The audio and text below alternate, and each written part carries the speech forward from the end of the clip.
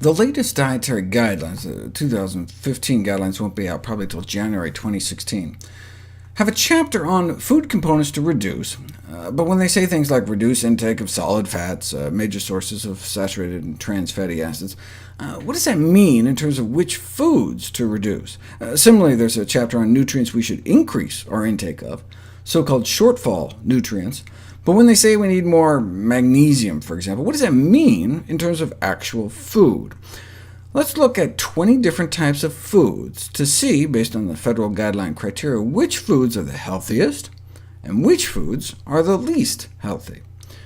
To illustrate, I'll use traffic light labeling like the UK signpost system, which assigns colors for like green meaning go, yellow or amber meaning caution, and red meaning stop, and think before you put it in your mouth.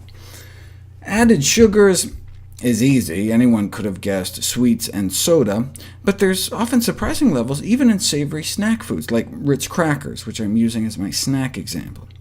The top 5 offenders are basically soda, donuts, Kool-Aid, ice cream, and candy.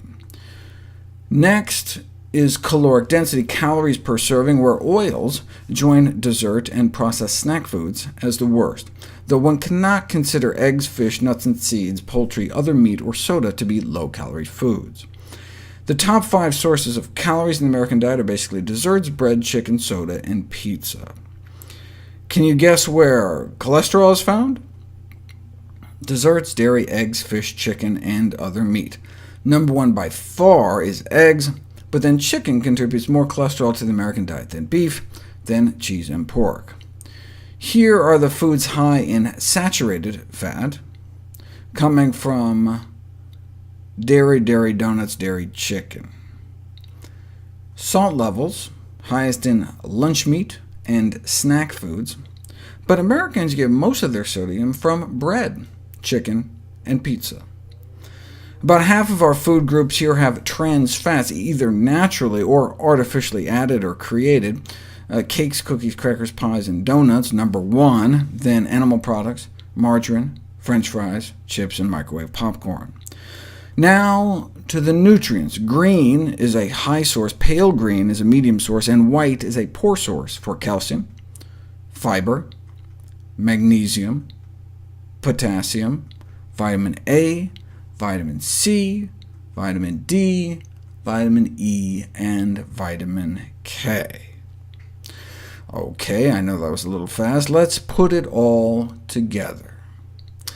OK, now this is nutrients per typically 100 grams, about 3.5 ounces. But that's not how our body keeps track of what we eat. The body's food currency is in calories, not grams. Our body monitors how much energy we eat, not how much weight we eat, weight of food. We only have about 2,000 calories in the calorie bank to spend every day, so to maximize our nutrient purchase, we want to eat the most nutrient-dense food. So I just changed this from nutrients per weight to nutrients per calorie. The foods are just listed here in alphabetical order to look for trends, so we can kind of rank them based on these scores from best to worst.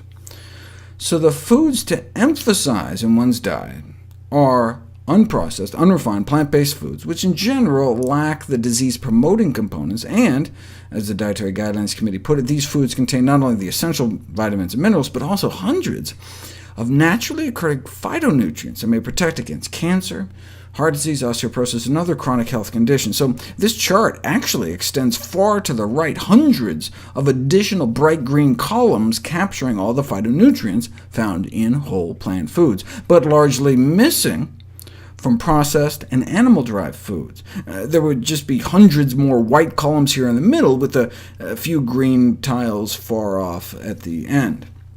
And the lack of disease-preventing compounds may be compounded by the presence of disease-promoting compounds. So that's why people eating more plant-based tend to end up eating a more nutrient-dense dietary pattern, closer to the current federal dietary guidelines. And the more plant-based we get, apparently, the better.